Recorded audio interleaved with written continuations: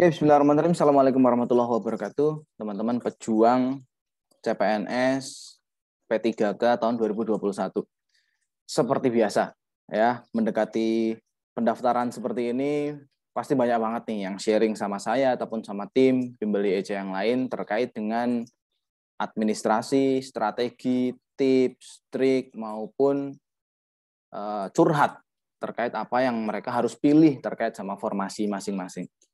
Nah, satu yang perlu saya tekankan adalah kaitannya sama pemberkasan, silakan teman-teman baca dengan detail buku panduannya. Lalu kalau teman-teman siswa YEC pasti sudah saya kirim ke grup padu padan. Saya selalu kan rewil dalam tanda kutip gitu ya. Harus padu padankan antara buku panduan dengan ketentuan masing-masing instansi yang sudah saya kirim juga ke grup. Silakan itu dibaca-baca dengan detail. Ya, harapan saya nggak ada yang males baca. Karena begitu males baca, waduh, nanti bahaya. Foto misalnya foto maksimal 500 MB gitu, 500 KB misalnya. Nanti ada yang keliru, ada ngasih 1 MB dan seterusnya. Harapan saya tolong detailnya diperhatikan. Nah, lalu saya mau bicara lebih detail ya di video kali ini terkait dengan bagaimana cara kita memilih formasi. Karena ini pertanyaan banyak banget. Saya nggak bisa jelasin satu-satu ke teman-teman ya, muridnya YEC yang aktif ada 600 sekian ya, mungkin ada alumni yang sharing, ada siswa umum yang sharing di grup, ada 1.200 lebih orang yang sharing. Kalau saya harus balas satu-satu mungkin waktunya nggak cukup ya, tapi saya bisa generalisir ya, kebutuhan teman-teman sebenarnya sama, yaitu bagaimana memilih formasi yang tepat. Oke ya, memilih formasi yang tepat mestinya dengan kondisi seperti sekarang ini, ya, saya syaratkan teman-teman memperhatikan 3K.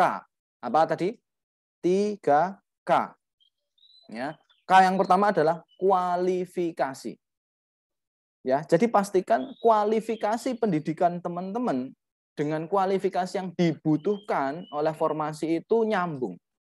Perhatikan baik-baik. Contoh, ya, ini yang kemarin tanya sama saya, Mas, akuntansi sama ekonomi akuntansi sama apa enggak? Beda.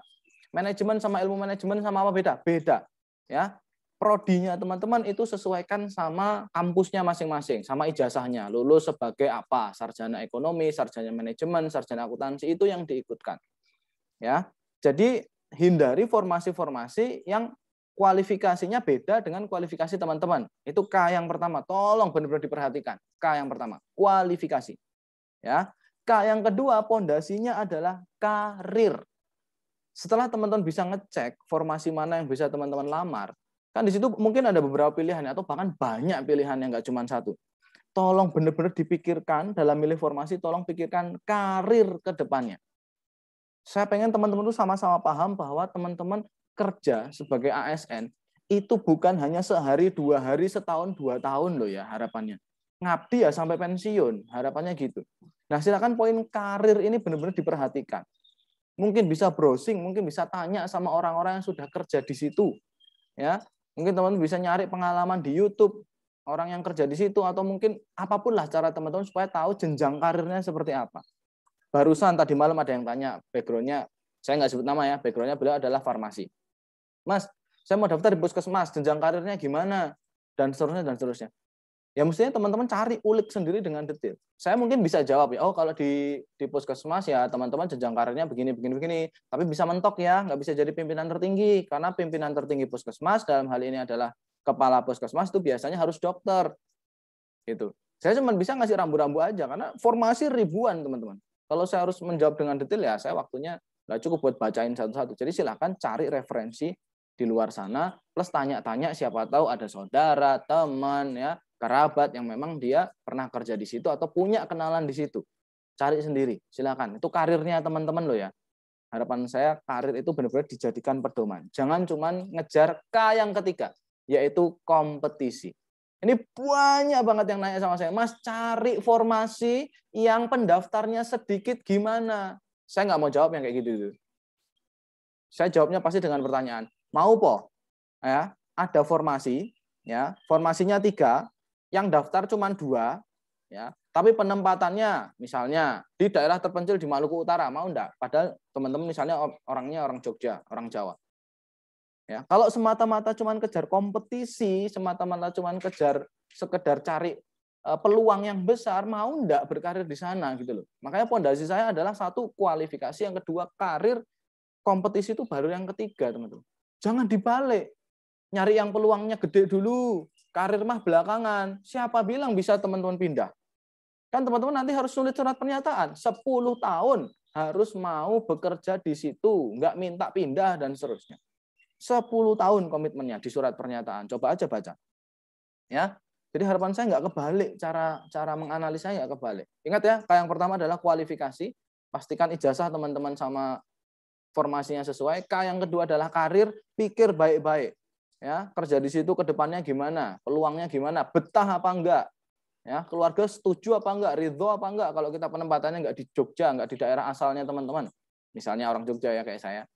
Terus baru yang ketiga, kesempatan atau kompetisi tadi. Ya, harapan saya itu bisa menjawab kegelisahan teman-teman, cuman saya mau meyakinkan teman-teman bahwa silahkan cari formasi sesuai dengan urutan tadi. Jangan dibalik. Ya, karena kalau dibalik, mohon maaf ya, saya harus cerita, tapi nggak sebut nama. Tahun lalu ada beberapa alumni yang minta saran sama saya. Mas, cari formasi yang pendaftarannya sedikit mana? Saya arahkan ke sana. Akhirnya beliau mendaftar ke sana dan beliau diterima.